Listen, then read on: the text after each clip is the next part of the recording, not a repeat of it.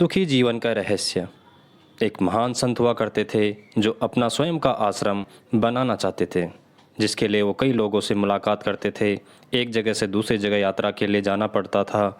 इसी यात्रा के दौरान उनकी मुलाकात एक साधारण सी कन्या विदुषी से हुई। विदुषी ने उनका स्वागत किया और संत से कुछ समय कुटिया में रुककर आराम करने की याचना की। संत उसके मीठे व्यवहार से प्रसन्न हुए और उन्होंने उसका आग्रह स्वीकार किया। विदुषी ने संत को अपने हाथों का स्वादिष्ट भोजन कराया और उनके विश्राम के लिए खटिया पर एक दरी बिछा दी और खुद फर्श टाट बिछाकर सो गई। विदुषी को सोते ही नींद आ गई। उसके चेहरे के भाव से पता चल रहा था कि विदुषी चैन की सुखद नींद ले रही है। उधर संत को खाट पर नींद नहीं आ रही थी। उन्हें मोटे नरम गद्दे की आदत थी जो उन्हें दान में मिला था। वो रात भर विदुषी को सोच रहे थे कि वो कैसे इस कठोर जमीन पर इतने चैन से सो सकती है।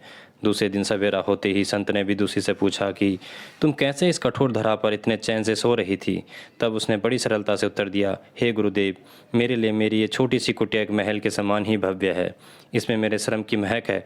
अगर मुझे एक समय भी भोजन मिलता है तो मैं खुद को भाग्यशाली मानती हूँ। जब दिन भर के कार्यों के बाद मैं इस धरा पर सोती हूँ तो मुझे माँ की गोद का आत्मीय एहसास होता है। मैं दिन भर के अपने सत्कर्मों का विचार करते हुए चैन की नींद सो जाती हूँ।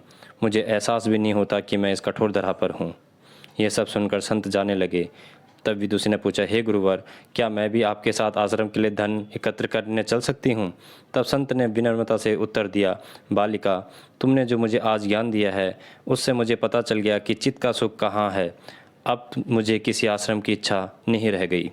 यह कहकर संत वापस अपने देश लौट गए और एकत्र किया धन उन्होंने गरीबों में बांट दिया और स्वयं एक कुटिया बनाकर रहने लगे। शिक्षा। आत्म शांति एवं संतोष ही सुखी जीवन का रहस्य है। जब तक इंसान को संतोष नहीं मिलता वो जीवन की मोह माया में फंसा ही रहता है और जो इस मोह माया में फंसता है उसे कभी चैन नहीं मिलता।